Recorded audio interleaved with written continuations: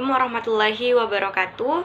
Perkenalkan, kami dari kelompok 1 akan mempresentasikan hasil observasi kami, yaitu di salah satu konveksi yang bernama Neves Apparel.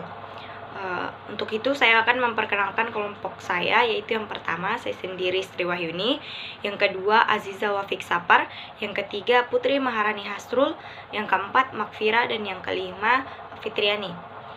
Langsung saja kita masuk ke poin yang pertama, yaitu profil dari konveksi Neves Apparel yang akan dibawakan oleh saya sendiri. Baiklah, langsung saja kita ke poin yang pertama, yaitu tentang konveksi Neves Apparel. Toko Neves Apparel ini merupakan badan usaha yang bergerak di bidang penjualan produk jersey yang berdiri pada tahun 2021 dan merupakan neo brand dari Spin Apparel yang berdiri sejak tahun 2012 dan dikelola oleh profesional muda dan yang penuh kreativitas.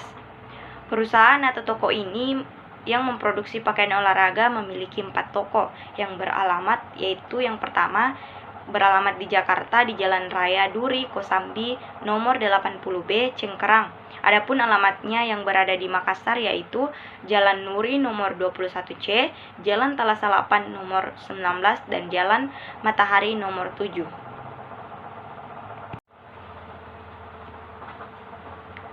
Selanjutnya yaitu dalam hal produksi, toko konveksi ini melayani beberapa kostum, yaitu yang pertama kostum jersey bola, futsal, sepeda, dan lain-lain, dan sublimasi print. Yang kedua, print dan cut polyprintable. Yang ketiga, kostum baju kaos, topi, jaket, sweater, dan lain-lain. Yang keempat, kostum nama nomor jersey, logo sponsor, dan lain-lain. Dan yang kelima yaitu sablon OTG baju kaos.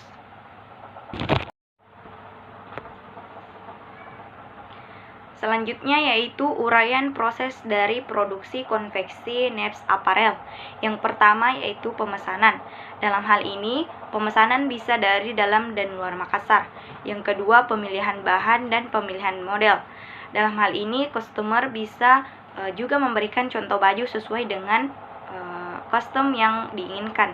Yang ketiga yaitu pembuatan pola dengan menggunakan aplikasi yang sesuai dengan ukuran. Yang keempat yaitu pola akan terprint di mesin sublin.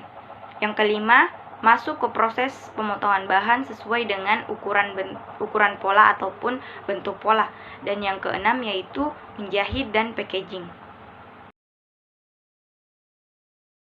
Bismillahirrahmanirrahim. Assalamualaikum warahmatullahi wabarakatuh. Saya Fitriani dengan NIM 21020850018 akan melanjutkan materi yaitu alat mesin printer Sublime. Cara penggunaannya, yang pertama, desain yang akan dicetak menggunakan printer ke transfer paper. Yang kedua, setelah itu transfer paper dan bahan kain yang diinginkan dipres dalam heat transfer machine. Yang ketiga yaitu sehingga desain berpindah ke bahan kain tersebut. Yang keempat, setelah itu selesai, tinggal digunting menggunakan laser atau gunting kain. Alat laser cutting. Cara penggunaannya, yang pertama, siapkan terlebih dahulu file vektor gambar atau tulisan yang dapat teman-teman kerjakan dengan software vektor editan ataupun dengan bidang novel dan outline atau garis aktivis mungkin. Yang kedua, ekspor file agar dapat terbaca dan perintah dapat dikerjakan oleh software for out pada mesin laser cutting. Yang ketiga, persiapkan for cutting atau software dikerjakan menggunakan aplikasi RDCam berbasis vector edition. Settingan perintah langsung ke mesin laser seperti setup 10 forward, 2 speed, 3 mode atau cut scan dot. Mode cut scan dot menyiapkan mesin hardware and material, nyalakan, akan bunyi bip 3 kali, kemudian material yang akan dipotong. Round knife. Cara penggunaannya, yang pertama pastikan round knife sudah teraliri listrik. Yang kedua, tekan on. Yang ketiga, letakkan kain bertumpuk. Yang keempat, arahkan round cane knife ke kain, potong sesuai pola. Assalamualaikum warahmatullahi wabarakatuh. Perkenalkan, nama saya Putri Mahra Nasrul dengan NIM 210208500001. Saya akan melanjutkan materi dari teman saya sebelumnya. Materi selanjutnya yaitu mesin press. Pertama, cetak artwork atau desain secara mirror ke atas kertas transfer. Yang kedua, posisikan cetakan kertas transfer dengan sisa tinta sublimation menyentuh pada sisi kaos dan letakkan pada mesin hot press kaos.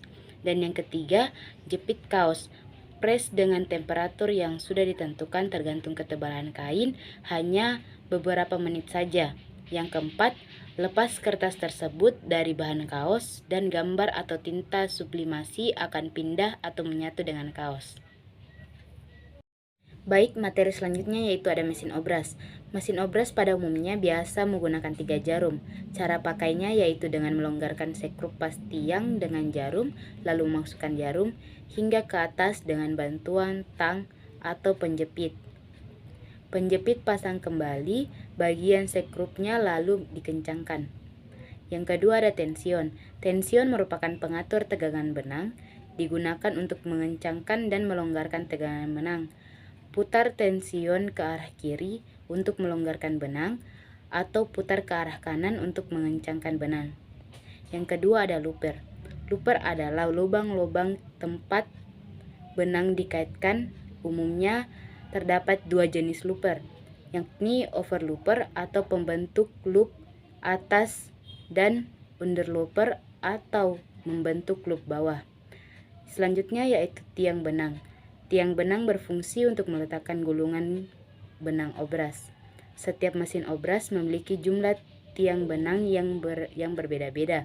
Misalnya, mesin obras benang 3 memiliki tiang yang berjumlah 3. Tiang pertama terletak di bagian bawah dengan depan mesin, yang kedua terletak di bagian atas, sementara yang ketiga berada di bagian kiri samping. Selanjutnya yaitu pisau mesin obras. Umumnya, pisau mesin obras terletak di bagian bawah. Di sebelah jarum mesin, pisau obras berfungsi untuk memotong tepian kain obras, sehingga pakaian tidak berjumpai. Yang selanjutnya yaitu pedal. Mesin obras juga memiliki pedal, sama halnya mesin jahit yang berada di bawah meja. Pedal mesin obras berfungsi untuk menggerakkan mesin. Anda cukup menginjakkan kaki di pedal untuk membuat mesin bekerja. Namun perlu diperhatikan, mesin obras bergerak sangat cepat. Oleh karena itu, pijaklah pedal dengan lembut dan hati-hati agar hasil obrasan lebih bagus dan rapi. Sekian dari materi saya, akan dilanjutkan oleh teman saya sendiri. Terima kasih. Assalamualaikum warahmatullahi wabarakatuh. Perkenalkan, saya Makfira sebagai pemateri keempat akan menjelaskan bagaimana cara menggunakan mesin high speed dan juga mesin kansai.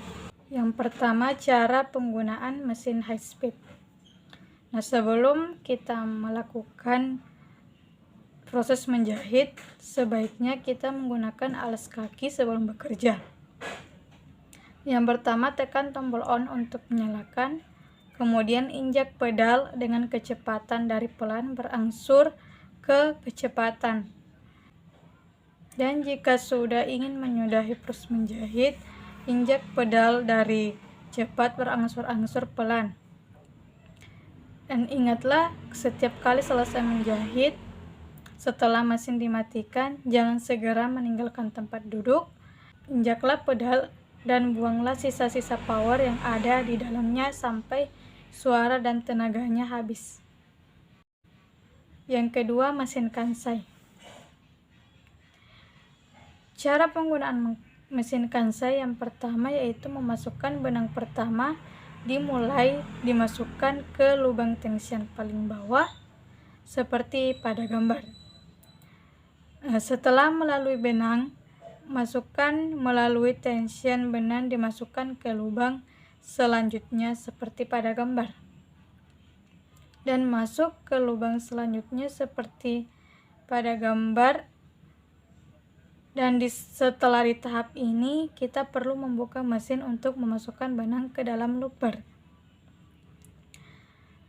Nah, sebelum masuk ke looper, benang melalui beberapa lubang ini. Untuk memasukkan benang ke dalam looper, kita perlu memutar bagian ini sampai tempat benangnya terlihat. Selanjutnya, di gambar yang kelima, itu gambar kita memasukkan benang ke dalam lubang looper. Nah, untuk benang kedua, 3, dan 4, kita lakukan sama seperti cara memasukkan benang pada benang pertama. Selanjutnya, gambar ke-6 dalam memasukkan benang kelima melalui tension atas, dimasukkan melalui tension, kemudian ke lubang-lubang selanjutnya. Gambar ke-7 yaitu masukkan lagi benang pada lubang dengan berurutan seperti pada gambar sampai benang berakhir pada jarum. Nah, untuk memasukkan benang ke-6, 6, 7, 8 dilakukan dengan cara yang sama. Pada benang kelima, kita hanya perlu memperhatikan urutan tension dan lubangnya. Setelah itu, kita menyalakan mesin dengan menekan tombol on dan mulai menjahit.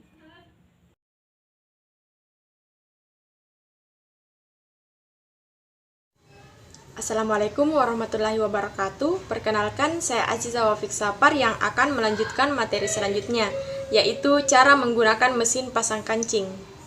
Pertama, masukkan besi tutup runner sampai menutupi runner dengan sempurna. Pastikan lubang jarum terlihat dan tidak tertutupi oleh besi tersebut. Kemudian, masukkan bagian depan alat lubang kancing ke alu-alu dan besi sepatu pada mesin jahit. Lalu pasang baut pada besi sepatu untuk mengunci agar tidak berubah posisinya saat alat ini dijalankan. Kemudian putar tombol yang berada di bagian atas alat lubang kancing untuk mengatur posisi mulai pelubangan, biasanya pada posisi paling atas. Selanjutnya, turunkan besi sepatu dan mulai jalankan mesin jahit tanpa perlu memeganginya. Secara otomatis, mesin ini akan berjalan sendiri, membuat lubang kancing, dan hasil akhir dari pelubangan ini akan tampak seperti gambar ini. Selanjutnya, tinggal sobek kain bagian dalam dari lubang kancing yang sudah dihasilkan dengan menggunakan pendedel, gunting, ataupun silet, dan proses pengerjaan pun selesai.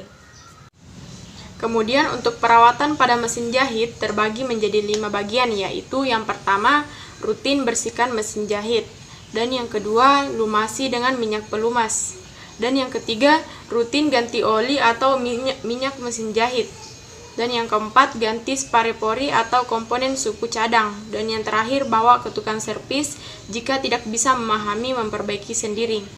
Kemudian, adapun dokumentasi kami dengan teman-teman kelompok bersama para penjahit konveksi dan pemilik usaha konveksi Neves Apparel ini.